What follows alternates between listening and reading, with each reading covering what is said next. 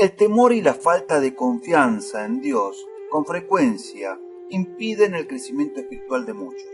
Lo impide porque el temor es algo que nos ciega para que no podamos alcanzar ver la presencia de Dios a nuestro alrededor. Así que la pregunta que debemos hacernos hoy es: ¿qué vemos nosotros a nuestro alrededor? Pasemos ahora a la palabra de Dios para explorar este tema. Segunda de Reyes capítulo 6 versículos del 8 al 17 nos dice que cierta vez el rey de Siria, que estaba en guerra con Israel, reunió a sus oficiales y les indicó en qué lugares planeaba acampar.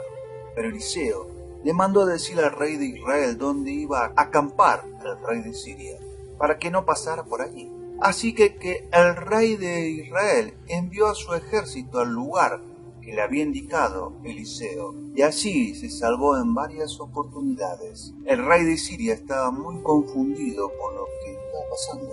Llamó a sus oficiales y le dijo: ¿quién de los nuestros está a favor del rey de Israel? ¿Quién le informa lo que pensamos hacer? Uno de sus oficiales contestó: ninguno, majestad. El profeta de Israel, Eliseo, le informa al rey aún lo que usted habla en lo más privado de su habitación. Entonces el rey de Siria ordenó: vayan y averigüen dónde está Eliseo para mandar a capturarlo. Cuando le avisaron al rey que Eliseo estaba en Dotán, envió allí carros, caballos y un gran ejército. Llegaron de noche y rodearon al pueblo. Y a la mañana siguiente el sirviente del profeta se despertó temprano. Cuando salió afuera y vio un ejército con carros y caballos que rodeaban la ciudad, le dijo a Eliseo: maestro, ¿qué vamos a hacer? Eliseo le respondió: no tengas miedo. Son más los que están con nosotros que los que están con ellos. Luego Eliseo oró y dijo: Dios, te ruego que lo ayudes a darse cuenta de lo que sucede. Entonces Dios ayudó al sirviente, y éste vio que la montaña estaba llena de caballos y carros de fuego que rodeaban a Eliseo. Como acostumbro decir, para tener un mejor entendimiento del mensaje que tiene Dios para nosotros en el día de hoy, nos será necesario hacer un breve repaso de historia. Lo primero que debemos saber es que después de la muerte del rey Salomón, el reino de Israel cayó en gran desorden. Esto causó que el reino quedara dividido en dos: el reino del norte, Israel, y el reino del sur, Judá. Como todos sabemos, antes de la división del reino, la nación de Israel consistía de 12 tribus que eran compuestas de personas de descendencia lineal directa de uno de los hijos o nietos de Hadad. Pero después de la división, 10 de las 12 tribus quedaron en el reino del norte, Israel, y los dos restantes tribus ocuparon el reino del sur, Judá. Lo segundo que debemos saber es que Siria era el vecino de Israel al noroeste, y que las dos naciones rara vez estuvieron en términos amigables. A pesar de que en los días de David, Siria le había pagado tributo a Israel, algo que queda bien reflejado en 2 de Samuel capítulo 8 versículo 6 que leemos: luego puso guardias entre los arameos que vivían en Damasco, y también ellos tuvieron que reconocer a David como rey y empezar a pagarle impuestos. David tomó los escudos de oro que traían los oficiales de Hadad-Ezer y se los llevó a Jerusalén. También se llevó todo el bronce de las ciudades que gobernaba Hadad-Ezer, desde Beta hasta Berotai. Así fue Dios, como Dios le daba siempre la victoria a David.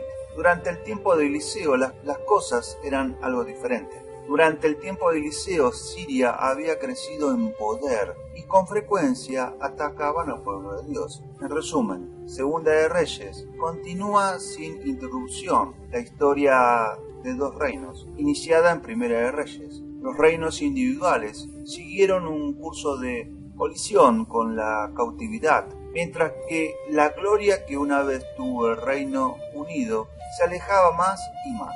La división les condujo a la decadencia y finalmente todo terminó con una deportación doble.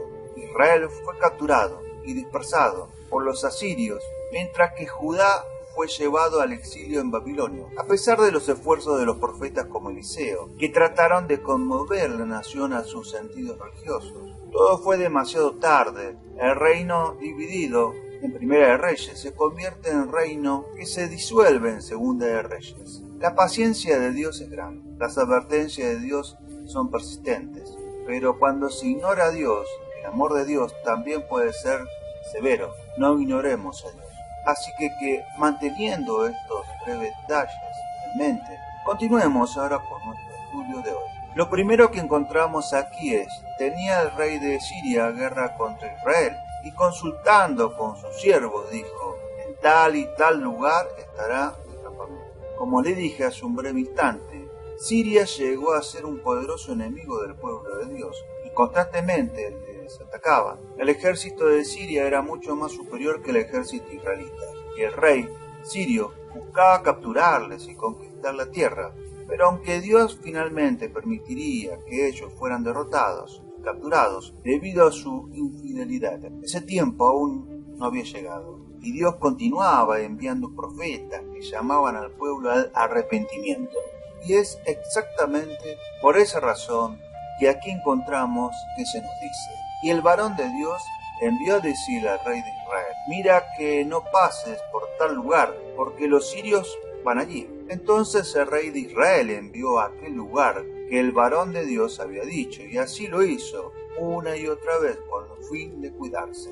Y el corazón del rey de Siria se turbó por esto, y llamando a sus siervos le dijo: ¿no me declaréis vosotros quién de los vuestros es del rey de Israel?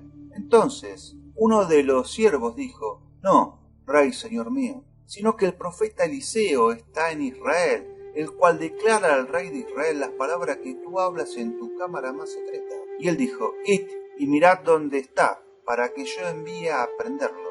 Y le fue dicho: he aquí que él está en Dotán. Como podemos apreciar, aunque el rey de Siria planeaba emboscadas y batallas en secreto para causar la destrucción del ejército israelita, Dios le revelaba todo a Eliseo. En otras palabras, Dios usaba al profeta para mantener a su pueblo salvo. Cuando comparamos lo que sucedió en este momento histórico y el pueblo de Dios de hoy, la realidad es que no encontramos mucha diferencia. Digo esto porque cuando tomamos el tiempo de meditar en estos acontecimientos históricos, no es difícil llegar a la conclusión que el rey de Siria es una representación de los poderes de las tinieblas que constantemente nos rodean, y que Eliseo es una representación de los numerosos hombres de Dios que existen en el mundo, hombres quienes predican la verdad de Dios en todo momento y llaman a las personas al arrepentimiento. ¿Por qué he llegado a esta conclusión? Detengámonos aquí por un breve momento para determinar si he llegado a una conclusión correcta. Preguntémonos: ¿qué tipo de influencia está experimentando el mundo? En Efesios capítulo 6, versículo 12 nos dice: encontramos la respuesta a esta pregunta cuando leemos: porque nuestra lucha no es contra seres humanos, sino contra poderes, contra autoridades, contra potestades que dominan este mundo de tinieblas, contra fuerzas espirituales malignas en las regiones celestiales. Creo que sin duda alguna este versículo nos revela que la mayor parte del mundo es dominada por los poderes de las tinieblas. Y digo esto porque la gran realidad es que en el gran esquema de la vida, los creyentes fieles solo consisten de una pequeña minoría de personas. Y creo que esta es una de las razones por las que el Señor, en Lucas capítulo 18, versículo 8, dijo: pero cuando venga el Hijo del Hombre, ¿hallará fe en la tierra? Continuando con nuestro estudio leemos: entonces envió el rey allá gente de a caballos y carros, y un gran ejército, los cuales vinieron de noche y sitiaron la ciudad.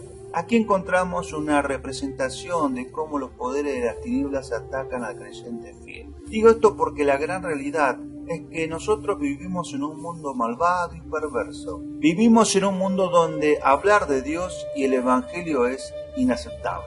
Pero el sexo antes del matrimonio, la violencia, la depravación, la inmoralidad, la corrupción de los políticos son fácilmente aceptadas. Prueba de todo esto es fácilmente encontrado en las programaciones de televisión, las películas, los cines, las obras de teatro, revistas y hasta en las leyes que han sido adoptadas. Muchos países como Argentina, Norteamérica, han aceptado leyes que aprueban el matrimonio entre parejas del mismo sexo. Así que podemos confiadamente decir que vivimos en un mundo completamente virado al revés. está de vuelta. Lo bueno es visto como malo y lo malo es visto como bueno. En otras palabras, vivimos completamente rodeados del mal. Existen las tentaciones, los impulsos de la carne, existe el sufrimiento y el dolor al ver cómo aquellos que amamos continúan una vida que solo producirá muerte eterna. Existen problemas financieros que nos roban la paz. Existen problemas personales que tratan de impedir que veamos la mano de Dios en las cosas. Y entonces decimos, igual que el siervo Eliseo, Señor mío, ¿qué haremos? ¿Qué tenemos que hacer? La respuesta a esta pregunta la encontramos a continuación cuando leemos. Él le dijo, no tengas miedo, porque más son los que están con nosotros que los que están con ellos. Y oró Eliseo y dijo, te ruego, Jehová, que abras sus ojos para que vea. Entonces Jehová abrió los ojos del siervo y miró, y aquí que el monte estaba lleno de gente, de caballos y de carros de fuego alrededor de Eliseo.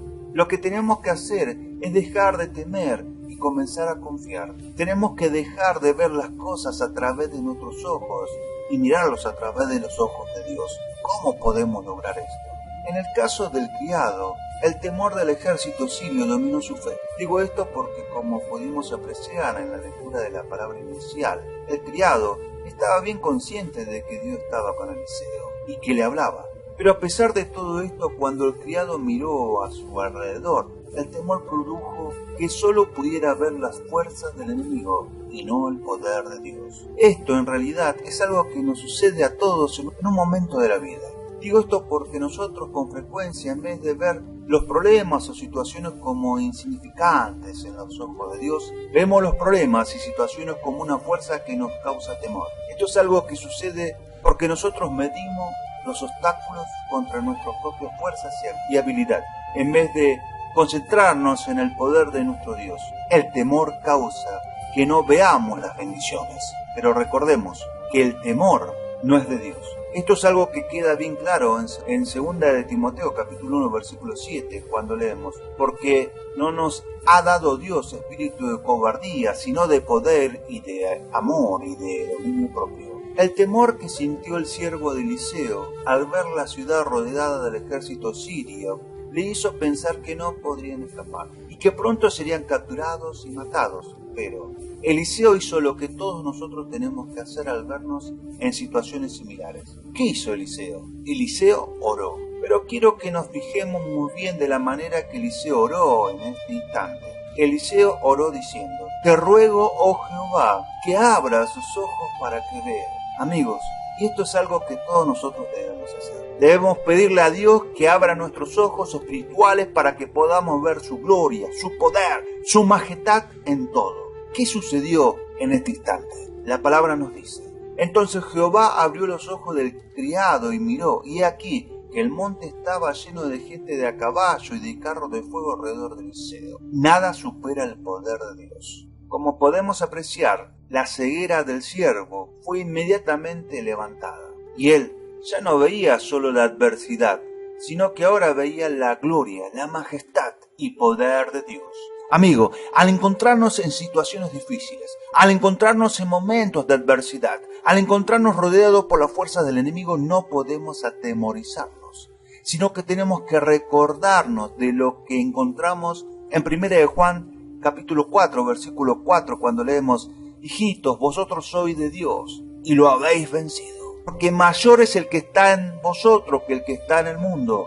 Y también en Romanos capítulo 8, versículo 31, cuando leemos, si Dios es por nosotros, ¿quién contra nosotros? Y más que todo, estar completamente convencidos de que somos más que vencedores por medio de aquel que nos amó. No somos vencedores por nuestro poder o fuerza. Somos vencedores porque, al igual que en el caso de Eliseo, Dios no abandona al creyente fiel. Ahora te pregunto, ¿en qué fijas tu vista? Cuando examinamos nuestra vida, ¿vemos solo las adversidades que aparentan invencibles o vemos el poder de Dios? Cuando miramos hacia el futuro, ¿vemos solo dolor y angustia o vemos la promesa de Dios? No podemos permitir que los poderes de las tinieblas nos cieguen. Nosotros somos el pueblo de Dios y tenemos que estar muy conscientes de que como su pueblo tenemos una identidad muy poderosa. ¿Qué tan poderosa es nuestra identidad? La respuesta a esta pregunta la encontramos en 1 de Pedro capítulo 2, versículo 9, cuando leemos: pero ustedes son miembros de la familia de Dios, son sacerdotes al servicio del Rey y son su pueblo. Dios mismo los sacó de la oscuridad del pecado y los hizo entrar en su luz maravillosa. Por eso, anuncien las maravillas que Dios ha hecho.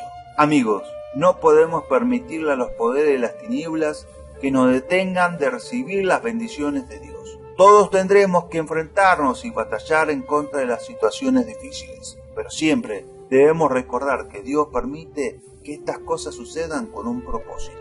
Dios permite que estas cosas sucedan para refinarnos y probar cuán fuerte es nuestra fe. Por eso te digo en el día de hoy que al verte confrontado con tribulaciones o problemas, hagas igual que Eliseo. ¿Y qué hizo Eliseo? Es esencial lo que Eliseo hizo en este instante. Es que él no oró diciéndole a Dios cuán grande era su problema, sino que le demostró a su problema cuán grande es Dios. Pidámosles a Dios que abra nuestros ojos y nos fortalezca para que dejemos de llegar ante su presencia presentándole cuán grandes son nuestros problemas, sino que presentémosle a nuestro problema cuán grande es nuestro Dios. No le digas a Dios cuán grandes son tus problemas, sino dile a tus problemas cuán grande es nuestro Dios. Aleluya.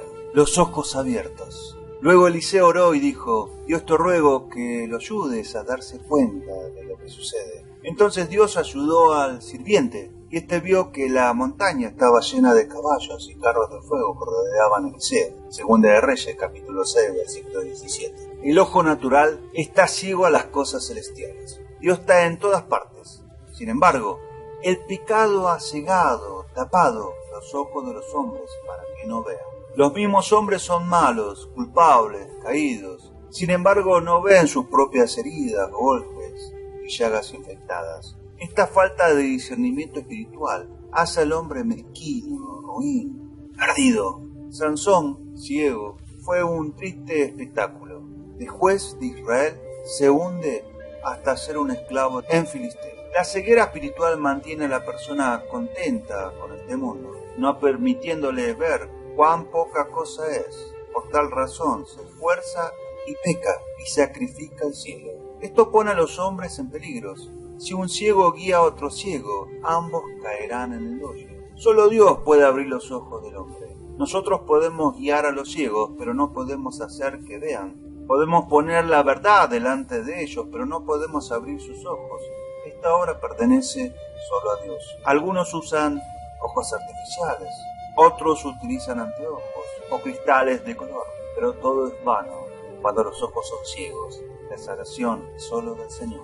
Dar la vista a un ciego es lo mismo que crear. ¿Quién puede hacer un ojo? En el pecador la facultad de la visión espiritual ha desaparecido. El hombre ha nacido espiritualmente ciego. Su ceguera es parte de sí mismo. Satanás engañó a nuestros padres en el Edén, diciendo: serán abiertos vuestros ojos y seréis como dioses. Nosotros podemos orar para que Dios abra los ojos de los hombres. Debemos clamar: Señor, te ruego, abre sus ojos para que vean.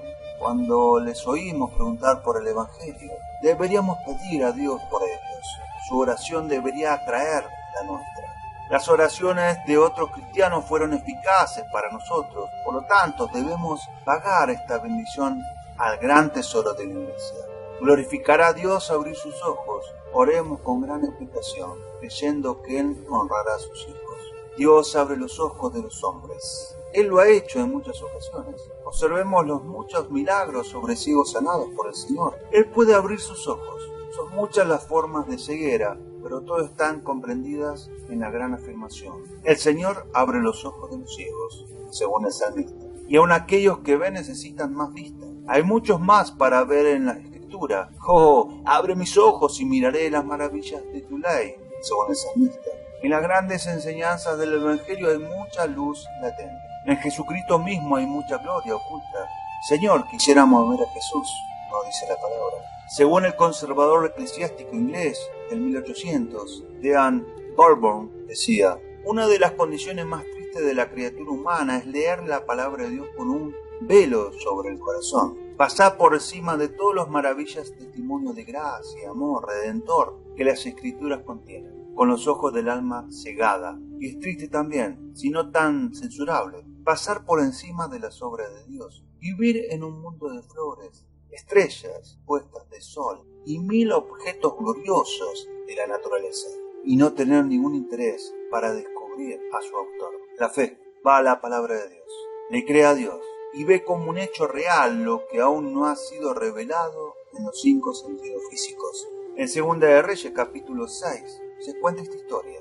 Los sirios peleaban contra los israelitas y cada vez que los sirios se movían, los israelitas sabían con precisión dónde se encontraban. Ellos tomaron un camino según sus planes de ataque y los israelitas ya lo estaban esperando. Así que el jefe sirio reunió a toda su gente y le dijo: en este consejo de guerra quiero saber quién está por Israel y quién por nosotros. Debe haber algún espía en este campamento. Un siervo le dijo: no es que haya un espía entre nosotros, sino que hay un profeta en Israel. Y lo que susurras en tu cámara más secreta, él se lo dice al rey de Israel. Este hombre dijo: lo que susurras en tu cámara más secreta, ellos lo saben. Así será con nosotros. Dios va a actuar por medio de lo sobrenatural. Él dijo: ¿quieres decir que hay un profeta allí que puede saber estas cosas? Sí. ¿Sabes qué hicieron los sirios? Enviaron un ejército, a un gran ejército, a traer a un solo hombre. Así de asustado está el diablo de los cristianos fieles, llenos del Espíritu Santo. Eliseo estaba en Dotán y ellos enviaron un ejército allá durante la noche para apresar a un solo hombre. ¿Puedes imaginártelo? Tal vez no lo sepas, pero el diablo te tiene miedo si eres fiel a Dios. La Biblia dice: resistir al diablo y él huirá, aterrorizado de vosotros. El diablo tiembla al solo pensar en ti. Ellos enviaron un ejército tras un solo hombre. Eliseo estaba durmiendo y tenía a su lado a un joven que me recuerda a algunas personas de hoy. La Biblia dice en el versículo 14: entonces envió el rey allá gente de a caballo y carros y un gran ejército. ¿Puedes imaginarte un gran ejército? Llegaron de noche y sitiaron la ciudad. El ejército sitió la ciudad con caballos y carros. Y entonces su criado le dijo: ¡ah, señor mío! ¿Qué haremos? Todo lo que este joven podía ver era este mundo. Se puso nervioso, afligido, miedoso y dijo: ¡oh! ¿Qué vamos a hacer? He oído a muchas personas en estos días hablar acerca del hambre, de la peste, de la destrucción que vendrá sobre el mundo. Bien, es posible que esto le ocurra a algunos, pero no vendrá sobre mí. Gloria a Dios. Dios me bendice. Dios no me ha llamado a ira, me ha llamado para obtener salvación a través del Señor Jesucristo. Puedo oírles hablar sobre todo esto con angustia, retorciendo sus manos. ¿Qué vamos a hacer? ¿Qué vamos a hacer? Esto es un cuadro del mundo de hoy. ¡ah, Señor mío! ¿Qué haremos? Eliseo se levanta, sale afuera y dice: déjame examinar la situación. Mira a su alrededor y ve los cientos y posiblemente miles de caballos y carros allá afuera y dice: ¡oh! No te preocupes, porque más son los que están con nosotros que los que están con ellos. Puedo imaginarme a este joven viviendo en el día de hoy. Él hubiera dicho: Eliseo, aún en las matemáticas modernas, 1 más 1 son 2, y ellos son más numerosos que nosotros. Eliseo dijo: Señor, te ruego que abra sus ojos para que vea. Y el Señor abrió los ojos del joven y miró, y aquí que el monte estaba lleno de gente de a caballos y de carros de fuego alrededor de Eliseo, según Segunda de Reyes, capítulo 6, versículo 17. Las huestes celestiales rodeaban al enemigo. Eliseo no dijo: mira, Dios acaba de crear algunos ángeles. No, aquellos ángeles estuvieron allí todo el tiempo. Ellos existieron en el mundo invisible desde antes, solo porque fueron manifestados en el mundo visible. En lo físico, no hay razón para creer que esos ángeles acababan de ser creados. No, sabemos que ellos ya existían allí en el mundo invisible. Dios únicamente manifestó su presencia haciéndolos visibles en la dimensión física. Algunas veces cuando comenzamos a experimentar la sanidad decimos: oh, gracias Dios, ya estoy sano. Fui sanado ayer a las 10:30 de la mañana. No, la sanidad existe para ti desde que Jesús murió y la compró con su sangre. ha sido tuya por años. La salvación ha sido tuya por años. La vida eterna es tuya, la sanidad es tuya, la prosperidad existe continuamente en otra dimensión. Dios, a través de tu fe, manifestará todas estas cosas en el reino material. Algunas veces no ves tu sanidad, algunas veces no ves tu prosperidad, algunas veces no sientes que hayas obtenido la victoria, pero ese no quiere decir que no sea tuya. Así como tienes un ángel que está a tu lado y está convencido por la palabra de Dios que Él vive en ese mundo invisible cuidando de ti, así también tu sanidad está allí, tu prosperidad está allí. En lo que respecta a Dios, esto es tuyo. Puedes regocijarte por medio de tu sentido de la fe del que es tuyo, aunque todavía no se haya manifestado. Supongamos que le dices a un ser querido, puse $1000 en el bolsillo de tu amigo que se encuentra en el guardarropa de la entrada, para que los gastes en lo que quieras. ¿Sabe lo que haría la persona? Primero que todo, su corazón comenzaría a alegrarse porque él cree en lo que tú le dices. Segundo, comenzaría a hacer planes sobre lo que compraría. Tercero, comenzaría a hablar acerca de esta bendición de $1000. Diría, tengo $1000, voy a comprar esto y aquello. Estoy tan emocionado por esta maravillosa bendición. Aunque esta persona hace estas tres cosas, todavía no ha visto los $1000. Aún no ha sentido el olor de los $1000. No ha gustado los $1000. No ha tocado los $1000. Ni ha oído el crujido de los $1000. Sus sentidos naturales no han tenido ningún contacto con los $1000. Solamente tiene la palabra de una persona a quien él ama, en quien confía. ¿Y qué hace entonces? Él cree, habla, se alegre, hace planes, aun cuando no ha tenido ninguna evidencia, excepto la fe en la palabra del que le dijo, tienes ese dinero. No es extraño cómo las personas actúan basadas en la palabra de una persona conocida, un abogado, un médico, un esposo, una esposa, y sin embargo, no actúan en esta forma respecto a la palabra de Dios. El hombre puede mentir, pero Dios no miente. Conforme te internas en la palabra de Dios, en ese gran bosque de eternas verdades de Dios, encontrarás que Él ha puesto mucho en tus bolsillos. Te dio la salvación, la sanidad para tu cuerpo, te dio prosperidad y fortaleza para los quehaceres físicos. Te dio la victoria y la habilidad para derrotar al diablo. Todo está allí, en el mundo espiritual, está en tu bolsillo espiritual. Todavía no lo has tocado, aún no lo has visto, ni lo has sentido. Lo único que tienes es la palabra de Dios Todopoderoso, quien no puede mentir. Cuando regresas al reino de los sentidos, aquí en el mundo visible, y comienzas a confesar, soy salvo, todas mis deudas han sido pagadas, tengo fuerzas, he sido sanado, soy libre, estoy colmado de bendiciones. Quizás tú no tengas evidencia física para comprobarlo, pero esto no debe molestarte en lo absoluto. Has estado meditando en la palabra de Dios y tu hombre espiritual lo ha visto, y lo ha alcanzado con la mano de la fe para poseerlo. Puedes confiadamente decir, lo tengo por fe y sé que es mío. ¿Sabes? La fe se extiende hacia el área invisible y crea el reino físico con verdades invisibles. Todo lo que vemos no fue hecho de lo visible, sino de lo invisible. Todas las personas de fe rápidamente dirán que la prosperidad, la salud, la sanidad y salvación no fueran hechos de cosas visibles, sino de lo invisible. Quiero mostrarte este principio de fe entrando al mundo invisible. Miremos de nuevo Hebreos capítulo 11, versículo 1. Ahora, fe es la certeza, la confirmación, el título de propiedad de las cosas que nosotros esperamos, la prueba de cosas que nosotros no vemos y la convicción de su realidad.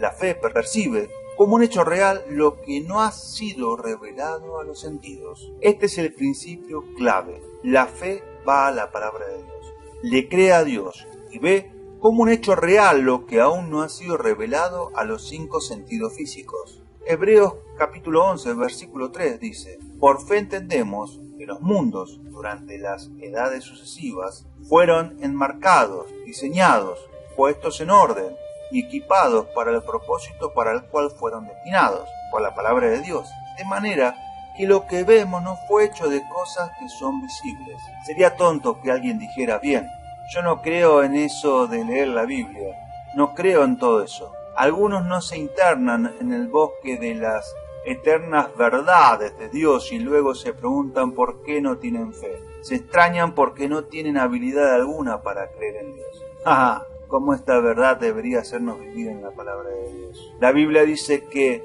entendemos que las cosas que se ven fueron hechas por la palabra de Dios. La clave es la palabra de Dios. Debemos comenzar con la palabra de Dios. Lo que ahora vemos no fue hecho de lo visible. Las cosas que vemos fueron hechas de lo invisible y se hicieron visibles por el poder de la palabra de Dios. Hebreos capítulo 11, versículo 6 dice: pero sin fe es imposible agradar a Dios, porque es necesario que el que se acerca a Dios crea que le hay. ¿Quieres decirme que debo creer que hay un Dios invisible? El principio básico de la fe es creer que Dios es, creer que le hay. Dios es una persona invisible. ¿Quieres decir que Dios espera que yo crea en lo que no veo? Él llega hasta el punto de pedirte que creas que Él existe aun cuando no lo puedas ver.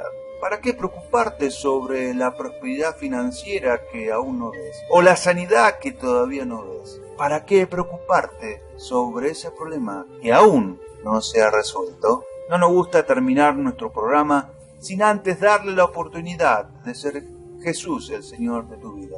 ¿Puede orar conmigo? Solo diga: Señor Jesús, me arrepiento de mis pecados. Entra a mi corazón. Te hago mi Señor y Salvador. Ven, Espíritu Santo. Toma el control total de mi vida desde ahora en más. Y escribe mi nombre y apellido en el libro de la vida eterna. Amén y amén. Si hizo esta sencilla oración, creemos que nació de nuevo.